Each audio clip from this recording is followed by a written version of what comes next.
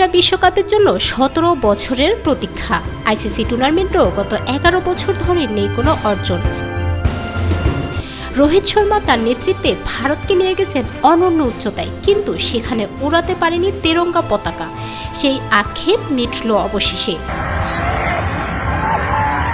টি-20 বিশ্বকাপ 2024-এর ফাইনালে শনিবার দক্ষিণ আফ্রিকাকে 7 রানে হারিয়েছে ভারত, হয়েছে বিশ্বকাপের অপরাজিত চ্যাম্পিয়ন। মনে প্রাণে কোনো কিছু চাইলে তা পাওয়া নাকি অসম্ভব নয়। ভারতীয় দল সেটি আরেকবার প্রমাণ করালো। আর শিরোপা জয়ের এমন দিনে ভারতীয় অধিনায়ক রোহিত করলেন অদ্ভুত এক কাণ্ড। আনন্দ কিংবা আবেগের বহিঃপ্রকাশ ঘটালেন সেই 22 গজের মাটি মুখে নিয়ে। যে 22 গজের মাটি কামড়ে পড়ে থাকাই তার পেশা ও নেশা। ভারতের বিশ্বকাপ জয়ের পর আইসিসিতে রোহিতের একটি রিলস প্রকাশিত হয়। সেখানে দেখা যায় বার্বাডোজের ফাইনালের ভেন্যু মাটি মুখে দিয়েছেন রোহিত। সে সময় তার মুখে ফুটে ওঠে হাসি রেখা। এই পিচে তো তাদের এনে দিয়েছে শিরোপার স্বাদ।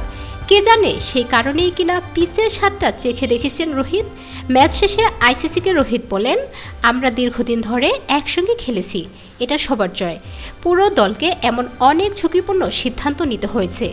ম্যাচের ফল নিয়ে না ভেবে পরিকল্পনা অনুযায়ী এগিয়েছি, যেগুলো এখন কাজে দিচ্ছে। ছেলেরা স্বাধীনভাবে খেলেছে, সাহস নিয়ে খেলেছে। আর কে না জানে ভাগ্য সবসময় সাহসীদের পক্ষে থাকে।